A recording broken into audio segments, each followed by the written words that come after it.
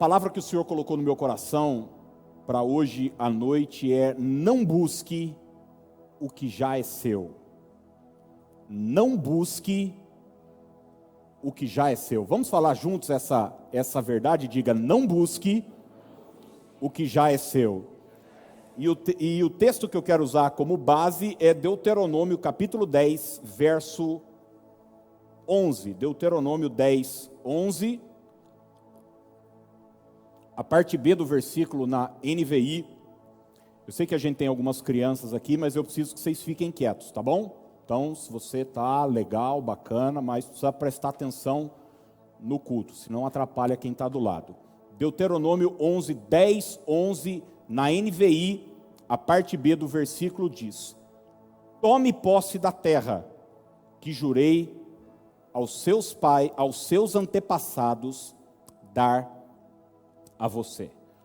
Tome posse da terra que jurei aos seus antepassados dar a você. Um dos livros mais incríveis que eu já li, na verdade, um livreto, foi Floresça Onde Você Está Plantado. Eu já falei dele aqui algumas vezes, e nesse livro, o Robert Schuller, que é o autor, traz já no início, na introdução, uma história que eu achei muito apropriada para o assunto que nós vamos tratar hoje à noite. E eu vou pedir alguns minutinhos da sua atenção para ler essa história, que é incrível, e eu sei que vai nos abençoar e muito. Robert Schuller diz assim: no último verão, viajamos em visita a igrejas e postos missionários.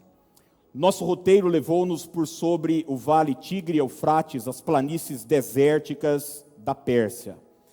Lembrei-me então de uma história interessante que havia ouvido da nossa estada em Teherã. As joias da coroa da Pérsia são guardadas em Teherã, um lugar fortemente protegido, como aliás são guardadas todas as joias da coroa de todos os monarcas. Já vi as joias da coroa da Inglaterra, estão na Torre de Londres. Já vi as joias da coroa do czar e da czarina da Rússia, estão no Museu de Hermitage em Leningrado. Já vi as joias da coroa de muitos dos grandes reis de outrora. Mas, em toda a minha vida, jamais vi algo que se aproximasse das joias da coroa da Pérsia. Elas desafiam a nossa capacidade de descrição e literalmente constituem para aquele país um lastro de garantia para transações bancárias internacionais. Indubitavelmente, a mais linda coroa que já existiu é a que foi destinada à princesa do Irã, para ser usada em sua coroação. Ao contemplar a enorme bandeja de prata transbordando de diamantes, cochichei perguntando ao nosso guia: de onde vieram esses diamantes? A maior parte deles veio da maravilhosa mina de Golconda, respondeu ele. A mina de Golconda é aquela de onde veio o diamante Koh-i-Noor, que faz parte das joias da coroa da Inglaterra, de onde veio também o diamante Orloff, que faz parte das joias da coroa da Rússia. A história dessa mina se tornou famosa faz anos, através do livro Acres de Diamante, de Russell Conwell. E é aqui que eu quero sua atenção. Houve um homem chamado Ali Hafed, que vivia no belo país do Irã. Fazendeiro, estava contente com sua situação, sua fazenda era excelente e rendosa, tinha esposa e filhos, criava carneiros, camelos e plantava trigo. Se um homem tem esposas, filhos, camelos, saúde e paz de Deus, dizia ele, é um homem rico. Ali Hafed continuou rico, até que certo dia um sacerdote veio visitá-lo e começou a falar de uma coisa estranha, que o sacerdote chamava de diamante. E o sacerdote comentou: eles cintilam como 1 milhão de sóis. Na verdade, as coisas mais lindas do mundo. De repente, Ali Hafed passou a sentir-se por demais descontente com aquilo que possuía. Perguntou ao sacerdote: onde se pode encontrar esses diamantes? Preciso possuí-los. O sacerdote disse para ele: dizem que é possível achá-los em qualquer parte do mundo.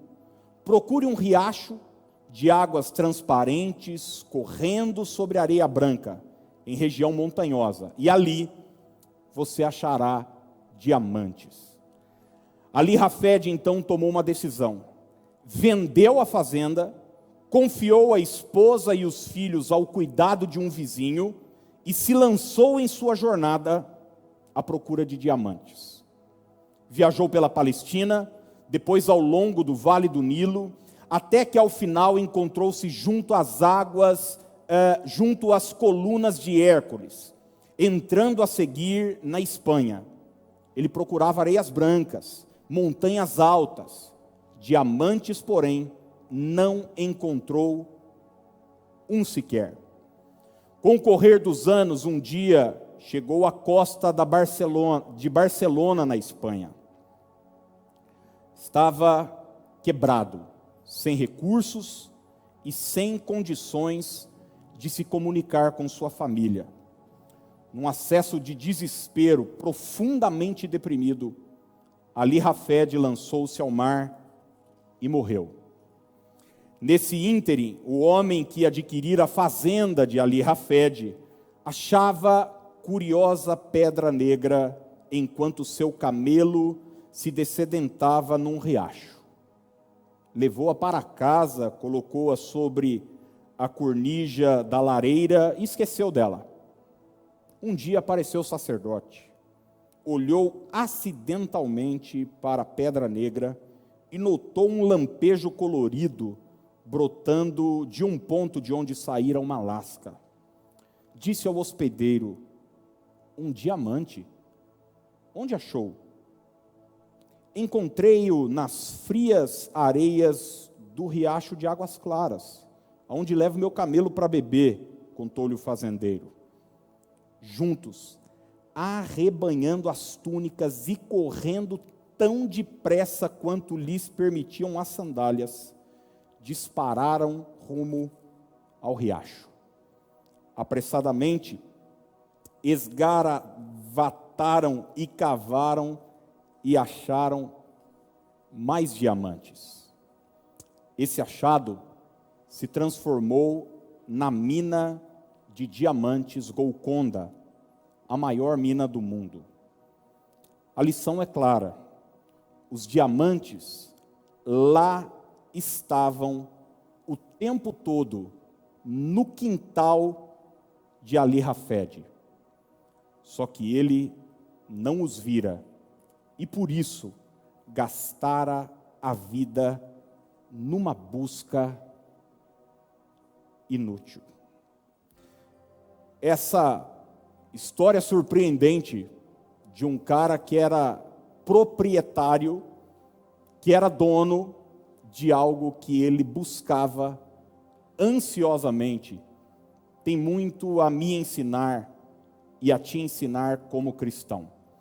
Porque muitas vezes nós, como filhos de Deus, estamos enlouquecidamente atrás de coisas que já nos pertencem, que já são nossas, que nós, ao invés de buscar, só precisamos ter uma atitude: tomar posse pela fé. E hoje, de uma forma muito clara, direta e objetiva, eu quero falar sobre 3 dessas coisas que são fundamentais para a nossa vida cristã. O diabo vai fazer de tudo para querer te enganar, dizendo a você que você precisa ir atrás disso, que você precisa buscar isso. Mas eu estou aqui hoje como boca de Deus para dizer para você que você não precisa buscar nada, você não precisa ir atrás de nada, isso já é seu, já te pertence, apenas tome posse. E a primeira coisa que eu quero dizer para você hoje à noite é: não busque o amor de Deus. Ele já te ama. Você pode dizer isso comigo hoje à noite? Diga: não busque o amor de Deus. Ele já te ama. Sabe, quando a gente tem essa atitude de tentar buscar algo, inconscientemente nós estamos dizendo para a gente, isso não me pertence. Em outras palavras, quando você busca o amor de Deus, você está dizendo para si, eu não tenho o amor de Deus. E essa é uma mentira que Satanás vai querer que você acredite, que você não é amado por Deus. Texto áureo da Bíblia, João 3,16, que todos nós devemos conhecer de cor, diz o que, gente? Porque Deus amou ao mundo de tal maneira que deu o seu Filho unigênito, para que todo aquele que nele crê não pereça, mas tenha vida eterna. Deus amou o que, gente? Ao mundo. Deus não amou um grupo específico de pessoas. Nós, como humanos que somos, temos a mania de ter as nossas predileções, não é verdade? E nada mais natural do que isso. Isso é muito comum, né? A gente tem o nosso clã, o nosso nicho de relacionamento. Hoje as mídias sociais ainda acentuaram isso. Então, se você gosta do que eu gosto de você. De preferência, se você gosta de mim, então eu gosto mais de você. Ai, nossa, nós temos tanto em comum e tal, e daí a gente gosta de música. Ai, a gente gosta de roupa, a gente gosta de moda, a gente gosta de maquiagem, a gente gosta das mesmas coisas, então eu gosto de você. Mas Deus não amou um grupo específico de pessoas. Aliás, Deus não amou nem só as pessoas que o amam. Deus amou ao mundo. E esse mundo pode acreditar no que eu vou dizer, te inclui. Me inclui. Às vezes as pessoas querem se sentir tão importantes assim, dizer, não, Deus não me ama. Não, fica tranquilo, que Ele te ama também. Deus amou ao mundo. Muitos de nós temos essa dificuldade de acreditar nisso, porque, entenda algo, uma coisa é o amor de Deus por mim, outra coisa é eu me sentir amado. São coisas completamente diferentes. Às vezes, o que você não tem é a sensação ou o sentimento de que Deus te ama. Eu não me sinto amado. Eu já tive pessoas que disseram assim, ó, ai pastor, eu não sei, eu sinto que você não gosta de mim. Você já viveu isso, não? Bom, isso é o seu sentimento, eu não posso fazer nada em relação a isso. Eu sei do meu sentimento, eu sei do meu amor. E é por isso que a Bíblia nos chama e nos convida a caminhar e viver pela fé. O justo viverá pela fé. E fé não é uma sensação. Fé não é uma percepção emocional. Fé é uma certeza. É uma convicção. E até na questão do amor de Deus, nós precisamos nos apropriar deste amor pela fé. Deus te ama. E entenda, não tem a ver com o seu desempenho. Porque às vezes você pode pensar o seguinte, não pastor, você está falando isso porque você não me conhece, eu não presto. Eu faço coisas erradas. Eu tenho um passado comprometedor. Aqui na igreja, pastor, levanto a mão, eu canto, mas lá fora, olha, escondido dos outros, eu tenho vícios secretos. Eu tenho coisas que eu faço, que eu deixo de fazer, que são horríveis. Eu morro de medo das pessoas ficarem sabendo da minha vida. E eu quero dizer para você que se sente assim, Deus te ama do mesmo jeito. Deus te ama. Isso não significa que Ele concorda com o que você está fazendo.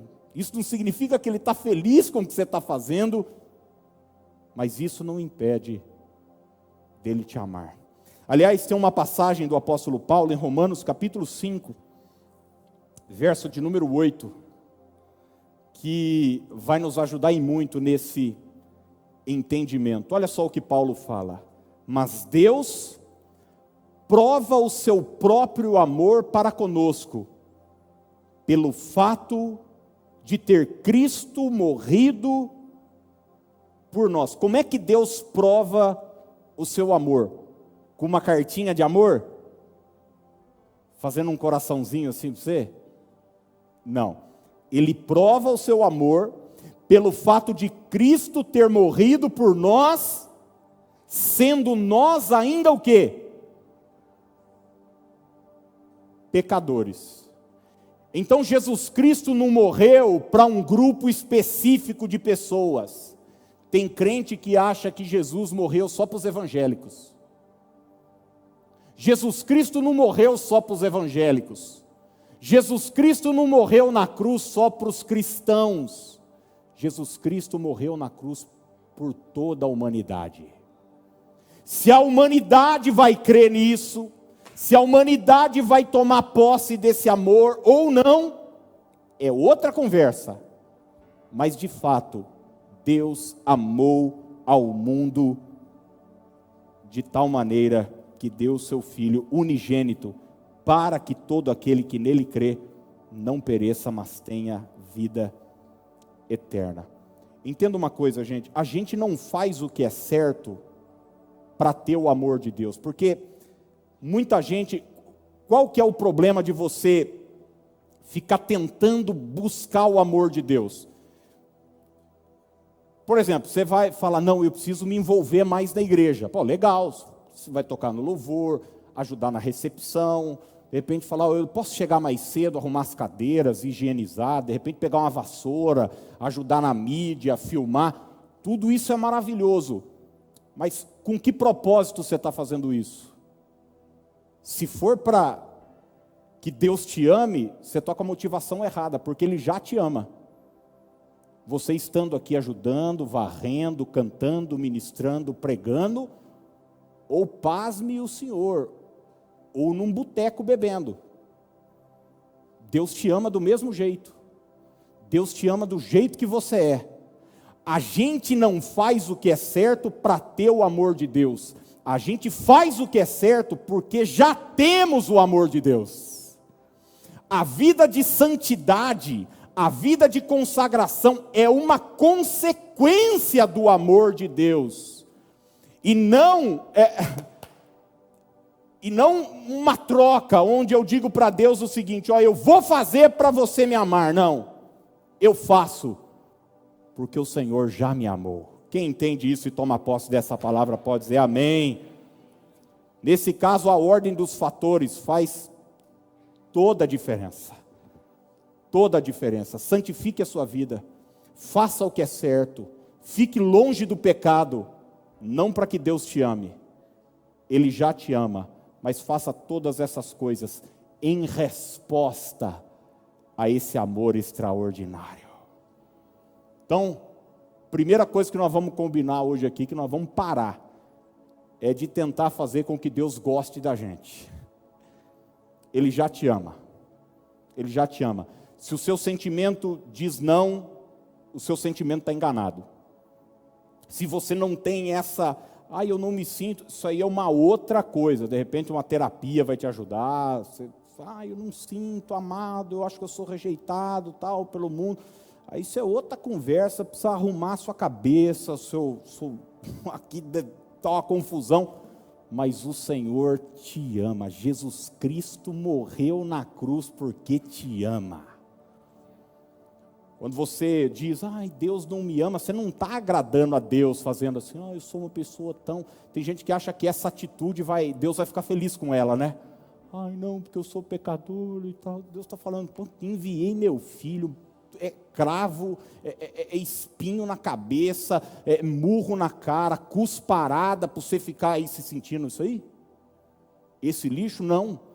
Trata de aceitar esse amor, levantar sua cabeça e andar de mãos dadas com Deus. Mas para de buscar esse amor.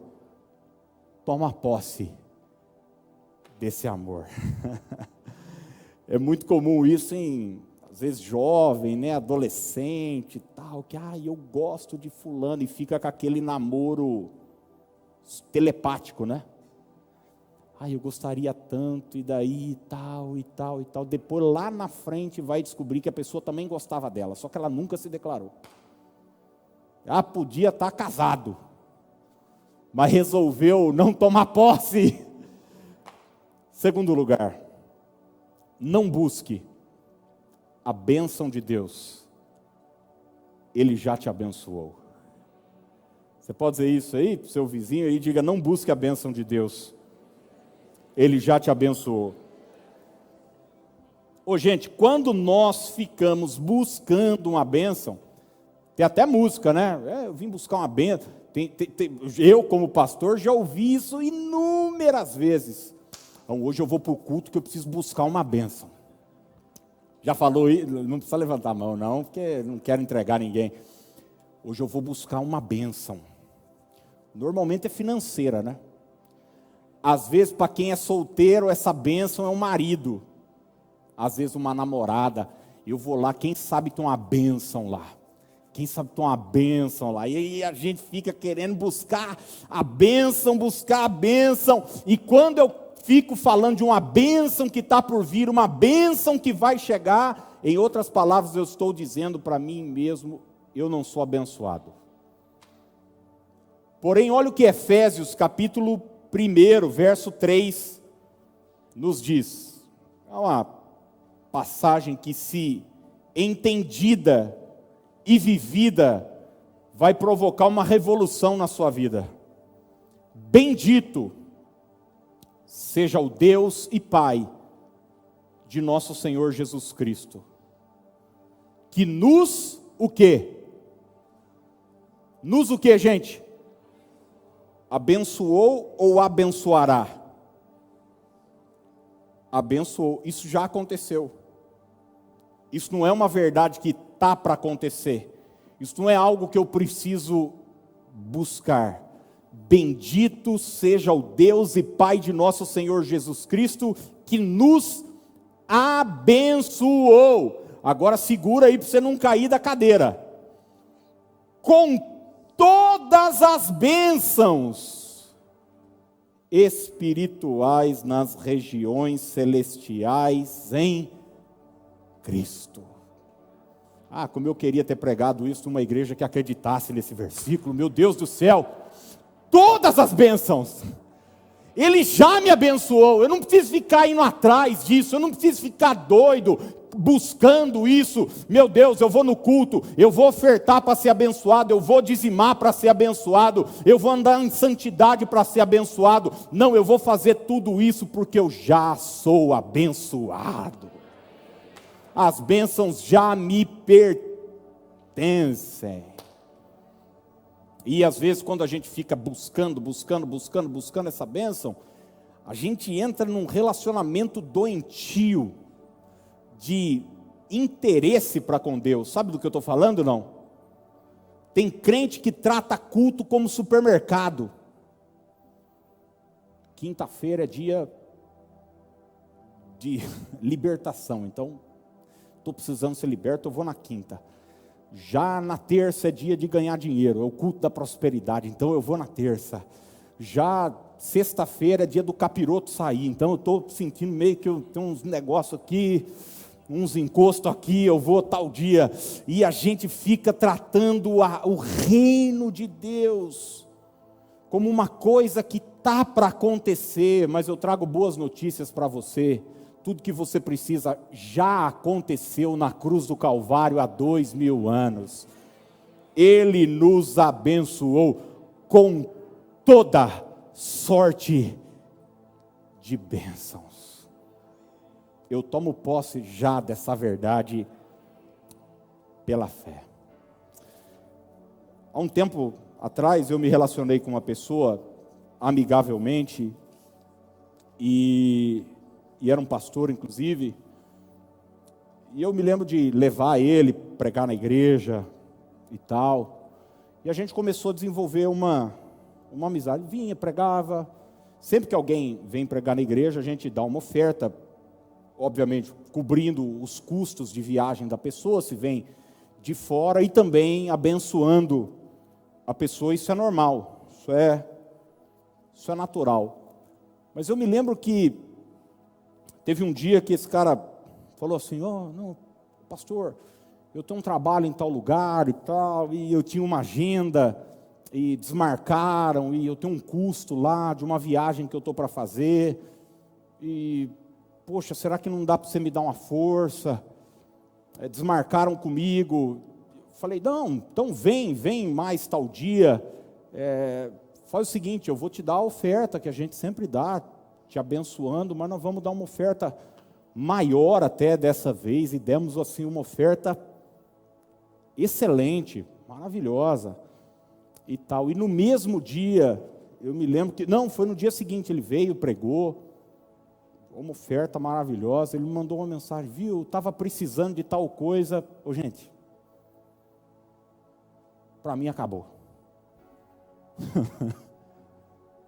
Para mim acabou. Sabe por quê? Porque não existe nada pior num relacionamento do que você perceber que a pessoa ela não te quer, ela quer o que você pode proporcionar para ela.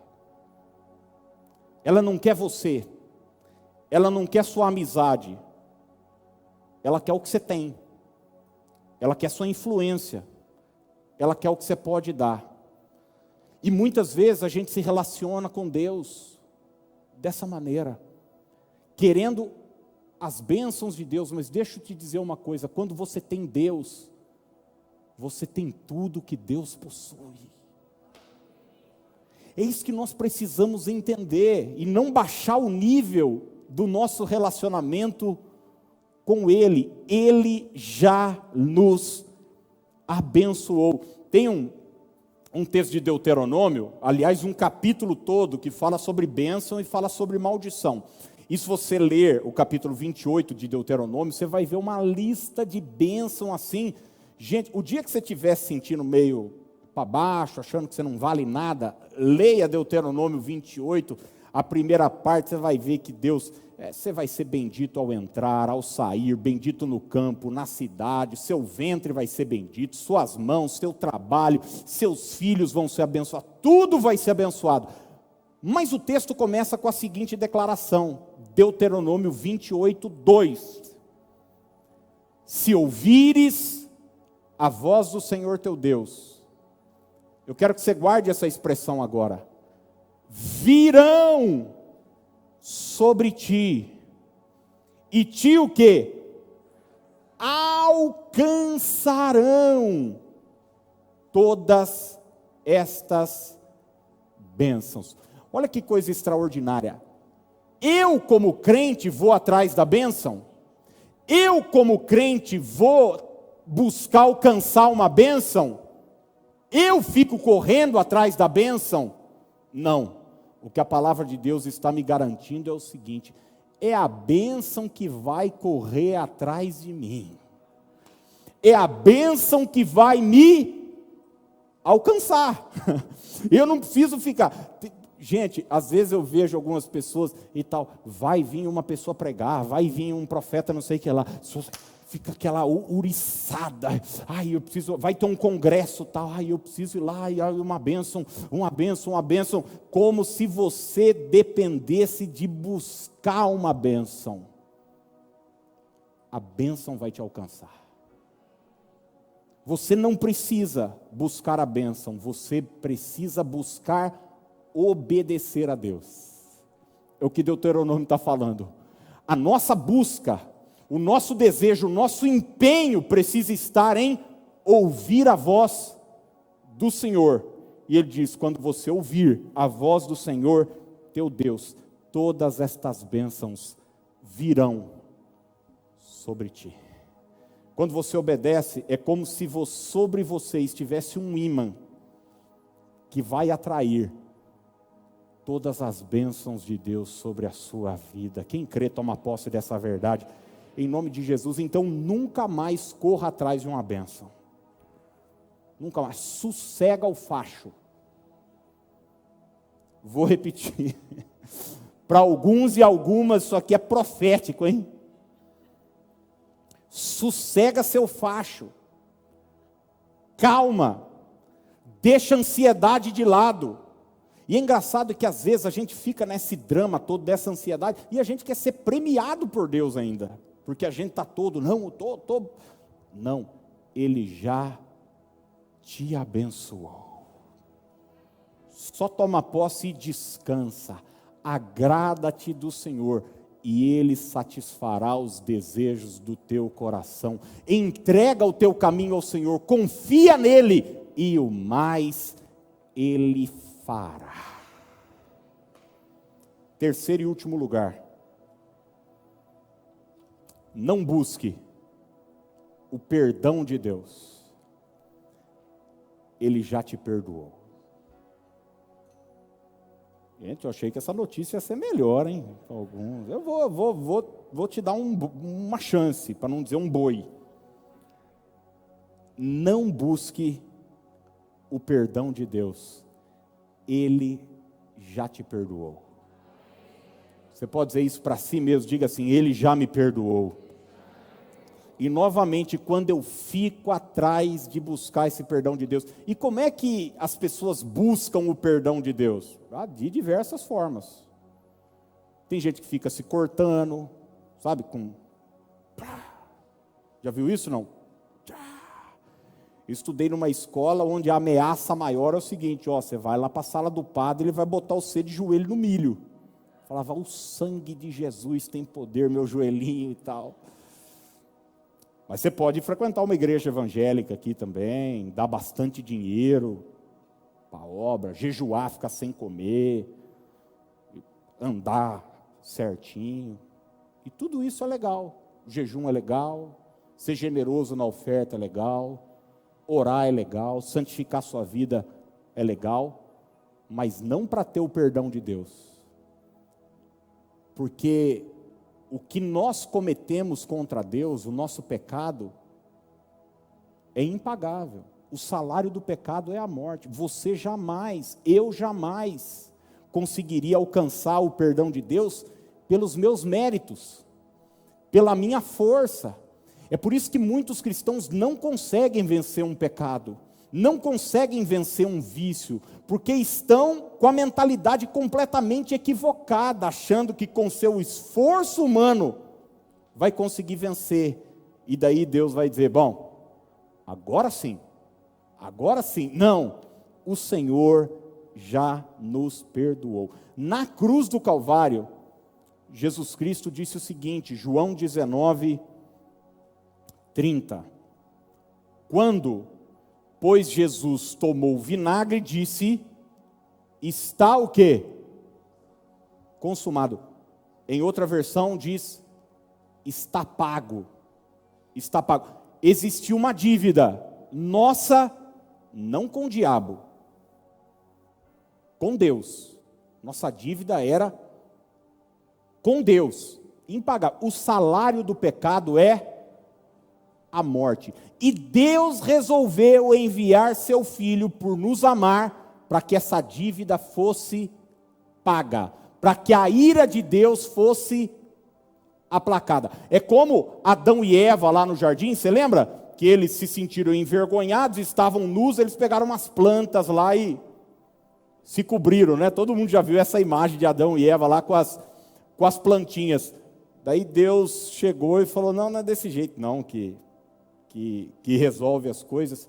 Sem derramamento de sangue, não existe remissão de pecados. Alguém precisa morrer para que o pecado do homem seja perdoado. E então um animal morre e pele dos animais cobrem a vergonha de Adão e Eva. Isso nada mais é do que uma figura do que estava por vir, o Cordeiro de Deus que tira o pecado do mundo. Na cruz do Calvário, Jesus Cristo disse, está consumado, está pago. Entenda algo definitivamente, por favor. Se você não entender isso, isso é o básico da fé cristã, você vai ser confundido para o resto da vida. Deus não precisa te perdoar, você precisa se arrepender. Entendeu ou não? Deus não precisa te perdoar, Ele já te perdoou. Você precisa se arrepender. É nossa cabeça que precisa mudar, porque arrependimento é isso, é mudança de mente. Deus já te perdoou. Jesus não vai morrer de novo na cruz. Jesus não vai entregar sua vida de novo. Ele já se entregou. Quando eu me arrependo, eu entendo isso. Eu entendo o que foi feito na cruz do Calvário por mim. E então mudo meu pensamento, mudo minha mente. Consequentemente, mudo minha ação, mudo minha atitude. Agora, muitos cristãos, quando pecam, quando erram, vão lá desesperados e ficam, ai Deus. Oh, gente, deixa eu falar uma coisa para você, assim, com todo respeito. Choro não resolve, viu? Pode ter choro, mas não é choro que resolve. Quem tem filho aqui sabe. A criança fez um negócio errado. Uma vez eu falei para um dos meus filhos, eu não quero que você chore, eu quero que você mude. Eu quero que você não faça mais isso. Eu quero que você não fale mais isso. Não é o choro, não é a bateção de pé. Eu já como pai, já estou pronto a perdoar quantas vezes for necessário. É o que Deus fez por mim, é o que Deus fez por você. Aí a gente fica, eu não me sinto perdoado. É outra conversa. Como nós falamos sobre o amor. O diabo vai fazer de tudo para que você não se sinta perdoado. Ele vai trazer imagens do seu passado. Ele vai querer tacar na sua cara aquilo que você cometeu em 1968.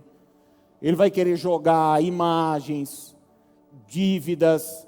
Eu já contei aqui, né? Teve até um irmão aqui da igreja que passou essa experiência e processou, eu não sei se foi a NET ou foi a Telefônica, que vivia mandando boleto para ele que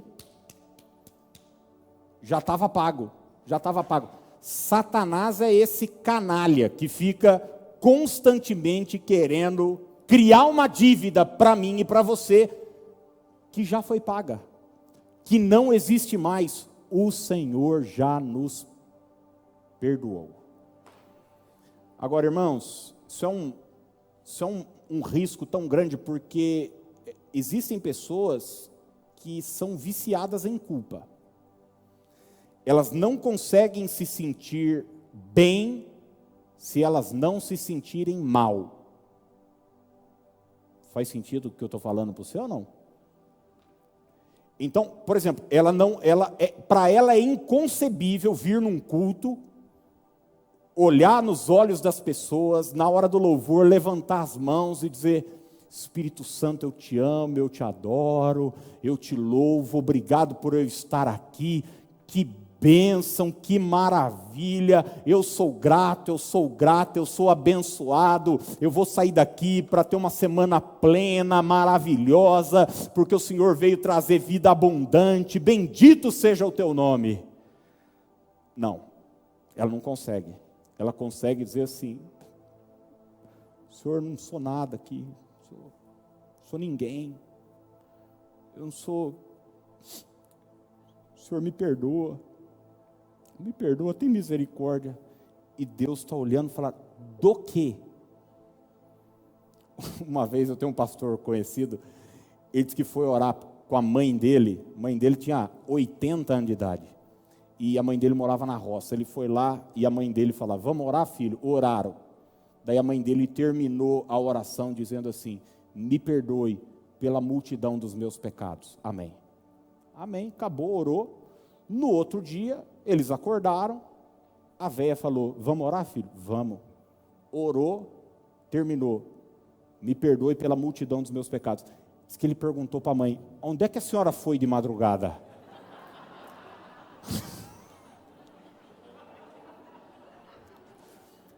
A senhora foi aonde?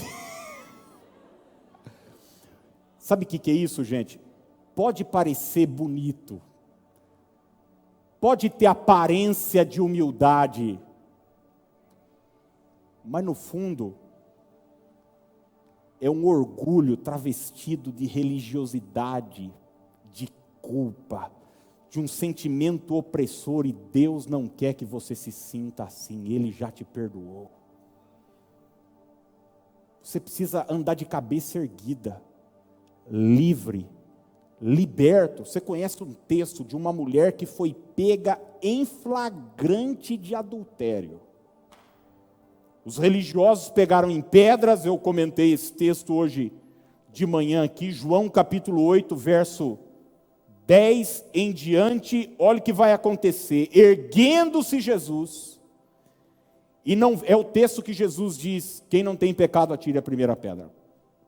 Erguendo-se Jesus, e não vendo a ninguém mais, além da mulher, perguntou-lhe, mulher, onde estão aqueles teus acusadores? Ninguém te condenou? Jesus fez uma pergunta. Ela tinha acabado de ser pega na cama com outro homem, que não era marido dela, era um homem casado. A religião estava dizendo, é adúltera, precisa morrer, precisa ser apedrejada, precisa ser condenada, precisa ser morta, é isso que Moisés nos manda fazer. Jesus pergunta, onde é que estão os teus acusadores? Ninguém te condenou? Respondeu ela, ninguém, Senhor. Então lhe disse Jesus, nem eu tampouco te condeno. Vai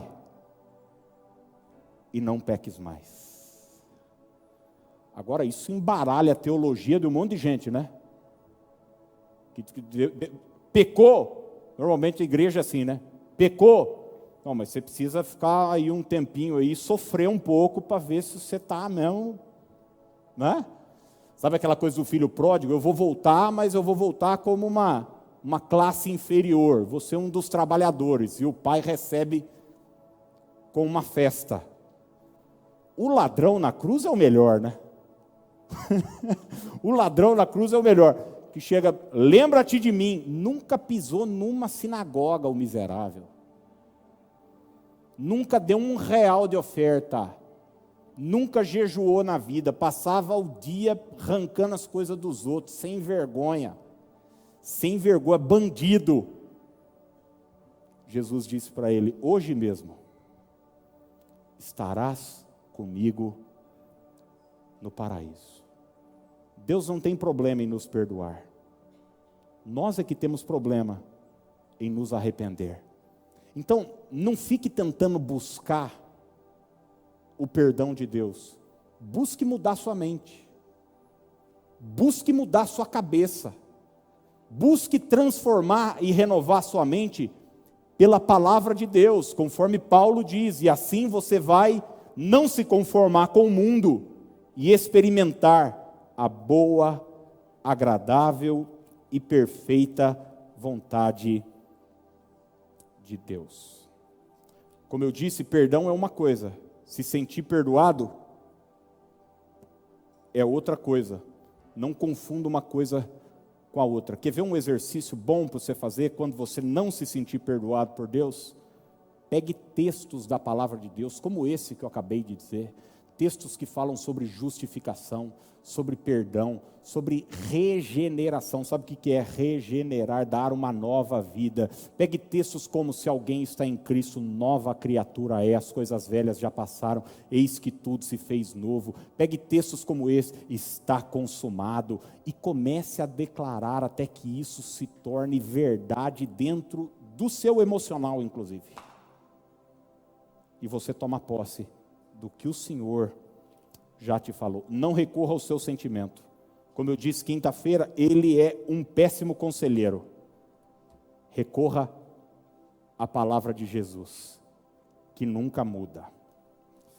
Eu concluo contando uma história que muita gente aqui já ouviu, de um viajante. Tem inúmeras versões dessa história, mas era um menino que ia ver a família e juntou todas as suas moedas para ir ver a família. Ele estava vivendo num outro lado do país, no tempo de férias. E ele foi lá, entrou no avião, só que estava zerado de grana. E era um voo muito longo, muito longo. E ele chegou no aeroporto, foi recebido pelos pais, pelos familiares, quase desmaiando. E os familiares perguntaram, mas o que está acontecendo? Ele, pelo amor de Deus, estou morrendo de fome, me paga um lanche ali no coisa. Ele falou, mas não serviram o almoço agora no voo? Ele falou, não, até serviram, o meu estava sem grana. Tem 3 pessoas que entenderam. Já estava pago. Estava incluso. Ele tinha direito. Mas quando passou a bandeja lá com a mulher, perguntando, o senhor quer massa ou o senhor quer frango? Ele disse, não quero nada não. Estou bem. E muitas vezes como cristãos é assim. A gente está deixando de aproveitar desse amor maravilhoso. A gente está deixando de aproveitar dessas bênçãos extraordinárias. A gente está deixando de aproveitar desse perdão maravilhoso. A gente fica aí andando de cabeça baixa, vivendo debaixo de condenação, de culpa, quando na verdade o perdão já é uma realidade na nossa vida. Você não deve nada para o diabo. Quando ele vir querer jogar, eu não sei por que alguns cristãos ainda ficam trocando ideia com Satanás, gente. O bicho é mentiroso. Se você encontrar ali na esquina a grávida de Taubaté para te pedir dinheiro, conhece a história da grávida de Taubaté, né? Ela é uma espécie de Pinóquio de Taubaté, mas um Pinóquio assim, numa escala bastante elevada, te pedindo dinheiro para fralda, para leite. Você vai falar o que para a grávida de Taubaté? Eu chuto aquela barriga dela. Eu falo assim, o senhor não tem vergonha? Uma vez apareceu uma senhora aqui na igreja, uma senhora, bastante idade, e pedindo coisa, e com um papelzinho de medicamento. Eu falei, viu, não tem nada para a senhora aqui, pode zarpar, eu já te conheço de outros carnavais. E ela saiu xingando. Eu atendi essa mulher há 20 anos, que ela está com esse papel dando golpe nos outros. Há 20 anos, dando golpe. A profissão dela é mendiga. Agora, você pode ter essa profissão, eu só não sou seu cliente. Tem casa, tem tudo, viu? E não olhe com essa cara assim, tipo que pastor ruim, eu sou maravilhoso, não. Se você quiser ajudar ela, eu dou o endereço para você. Não. E a gente fica dando audiência para Satanás, querendo jogar nosso passado na cara, aquilo que fizemos. Se aproprie do perdão de Deus. Com o diabo não tem conversa. Eu vou ouvir o que o Senhor tem para me dizer. E eu termino com um texto extraordinário das palavras de Jesus. Irmãos que vão nos ajudar aqui, pode chegar. Nos incentivando a buscar algo. E ele nos diz o seguinte, em Mateus 6, 33, buscai, pois, em primeiro lugar, o seu reino e a sua justiça, e todas estas coisas vos serão acrescentadas. Jesus diz, busque o reino. Se você buscar o reino, o que é buscar o reino? É buscar o governo de Deus. Deus vai reinar sobre a minha vida, Deus vai me conduzir, Deus vai me guiar. Isso é buscar o reino de Deus. Deus é quem vai dirigir a minha vida, minhas atitudes, meus passos. Jesus disse, eu te garanto, tudo aquilo que você precisa